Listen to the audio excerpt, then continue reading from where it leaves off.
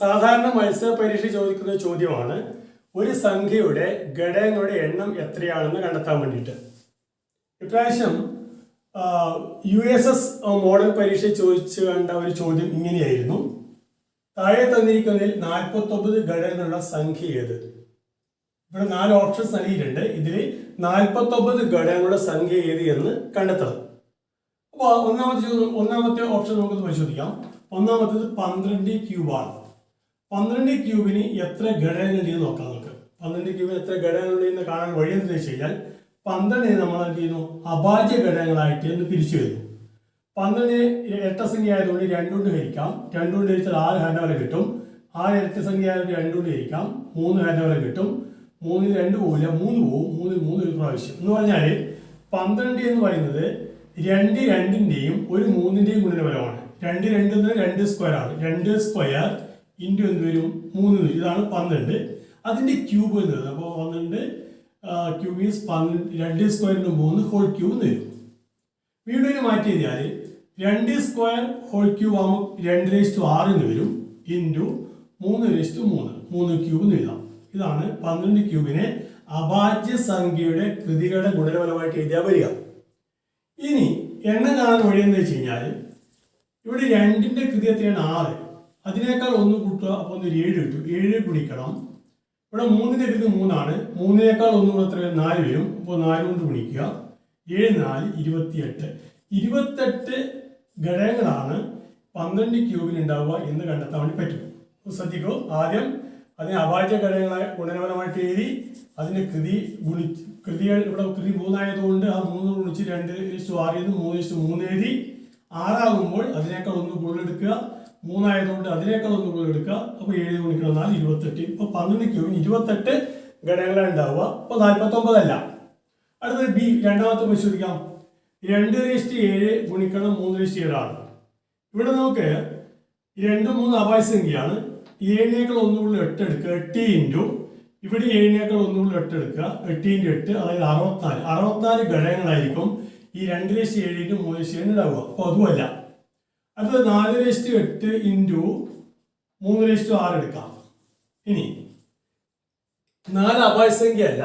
അപ്പോൾ 4 നമുക്ക് എങ്ങനെ അഭാജ്യ സംഖ്യയുടെ കൃതി എഴുതാം? 2 സ്ക്വയർ എഴുതാലോ. അപ്പോൾ 2 സ്ക്വയർ 4⁸8 ഇൻറ്റു 3⁻6 എന്ന് വരും.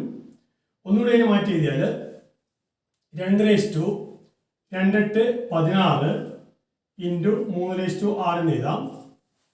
വീണ്ടും മാറ്റി ഇപ്പോൾ ഇതിന്റെ ഘടകങ്ങൾ 2⁻16 3⁻6 എന്ന അഭാജ്യ സംഖ്യയുടെ കൃതികളായിട്ട് എഴുതി കഴിഞ്ഞു. ഇനി ഇവിടെ 16നേക്കാൾ 1 കൂടെ എത്ര വരും?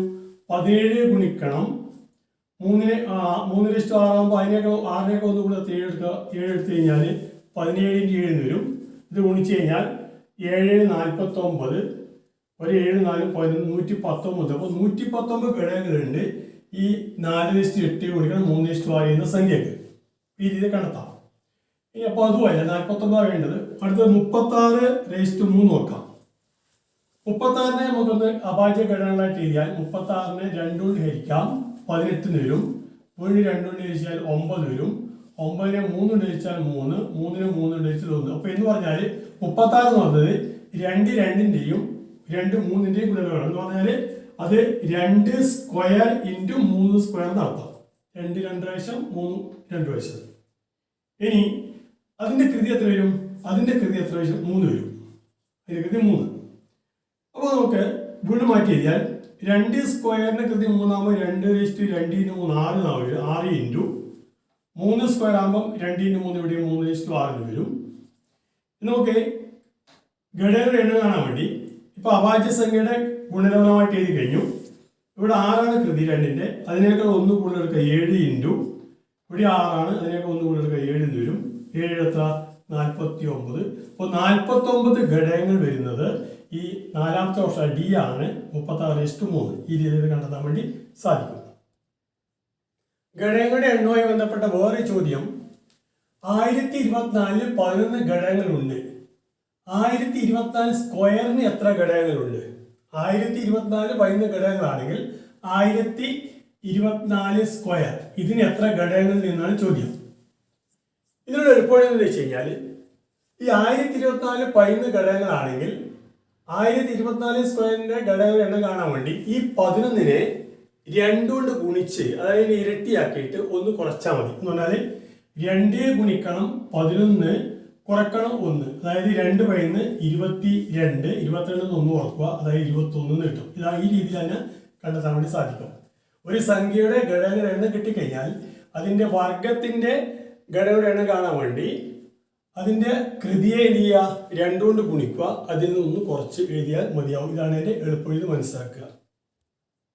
വേറെ ചോദ്യം, 2 വ്യത്യസ്ത അഭാജ്യ സംഖ്യയുടെ ഗുണനഫലത്തിന് എത്ര ഘടകങ്ങളുണ്ട്? 2 വ്യത്യസ്ത അഭാജ്യ സംഖ്യയുടെ ഗുണനഫലത്തിന് എത്ര ഘടകങ്ങളുണ്ട് എന്നുള്ളതാണ് ഒരു ചോദ്യം. നമുക്കറിയാം ഏതൊരു അഭാജ്യ സംഖ്യക്കും 2 ഘടകങ്ങളാണ് ഉണ്ടാവുക. ഇപ്പൊ അഭാജ്യ സംഖ്യ 2 ആണ് ഏറ്റവും ചെറുത്. ഇതിന്റെ ഘടകങ്ങൾ എന്ന് പറഞ്ഞാൽ 1 2 2, 1 × 2 2ആണ്. അതുകൊണ്ട് ഘടകങ്ങൾ 1 2 ആണ്. അല്ലെങ്കിൽ 3 എടുത്തു കഴിഞ്ഞാൽ നമുക്കറിയാം 1 3 3.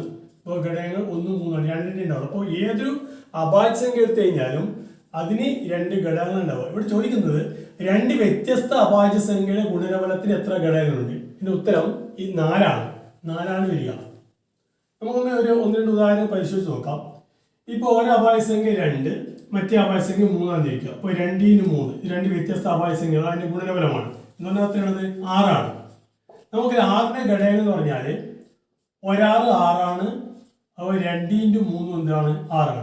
അപ്പോൾ 6ന്റെ ഘടകങ്ങൾ എന്ന് പറയുന്നത് 1 2 3 6 ആയിരിക്കും. 1 2 3 6.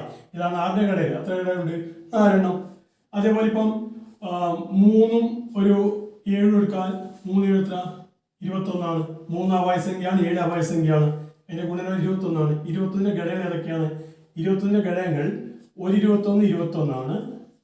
അതുപോലെ 3 7 21 ആണ്. അപ്പോൾ വരില്ല. അപ്പോൾ 21ന്റെ ഘടകം എന്ന് പറയുന്നത് എന്തൊക്കെയാണ്? 1 3 7 21. എത്ര എണ്ണം വരും? 4 എണ്ണം വരും. അപ്പോൾ ഇങ്ങനെ 2 വ്യത്യസ്ത അഭാജ്യ സംഖ്യയുടെ ഗുണനഫലത്തിന്റെ ഘടകങ്ങളുടെ എണ്ണം കാണാൻ വേണ്ടി ചോദിച്ചു കഴിഞ്ഞാൽ എല്ലായ്പ്പോഴും നമുക്ക് ഈ ഉത്തരം എഴുതാൻ 4 എഴുതാൻ പറ്റും.